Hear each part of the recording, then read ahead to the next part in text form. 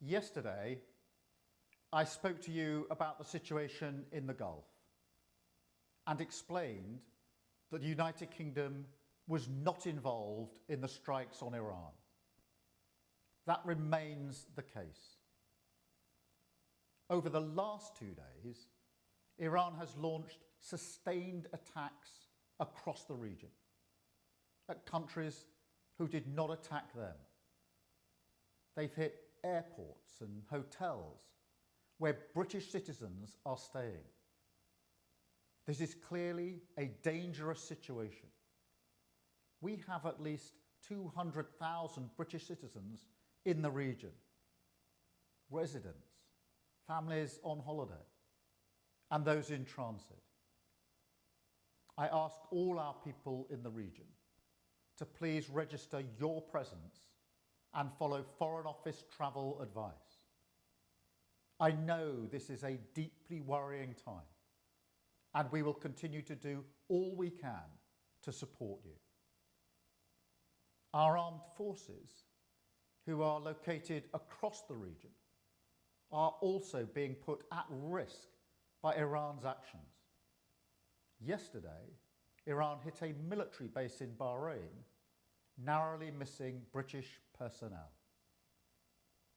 The death of the supreme leader will not stop Iran from launching these strikes.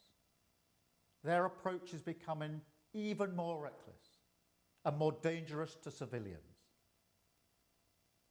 Our decision that the UK would not be involved with the strikes on Iran was deliberate, not least because we believe that the best way forward for the region and for the world is a negotiated settlement, one in which Iran agrees to give up any aspirations to develop a nuclear weapon.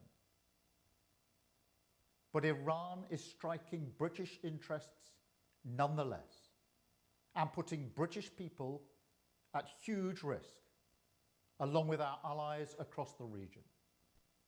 That is the situation we face today.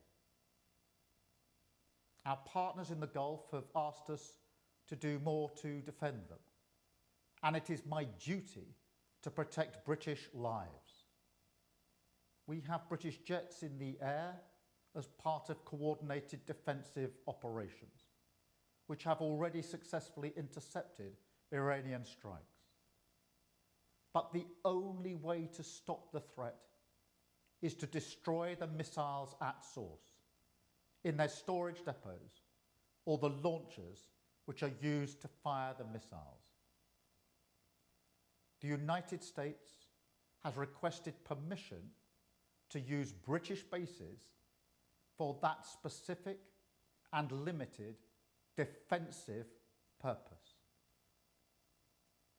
We have taken the decision to accept this request, to prevent Iran firing missiles across the region, killing innocent civilians, putting British lives at risk, and hitting countries that have not been involved. The basis of our decision is the collective self-defence of long-standing friends and allies and protecting British lives. That is in accordance with international law, and we are publishing a summary of our legal advice. We are not joining these strikes, but we will continue with our defensive actions in the region. And we will also bring experts from Ukraine together with our own experts to help Gulf partners shoot down Iranian drones attacking them. I want to be very clear. We all remember the mistakes of Iraq, and we have learned those lessons. We were not involved in the initial strikes on Iran, and we will not join offensive action now. But Iran is pursuing a scorched earth strategy, so we are supporting the collective self-defense of our allies and our people in the region. because that is our duty to the British people. It is the best way to eliminate the urgent threat and prevent the situation spiralling further. This is the British government protecting British interests and British lives.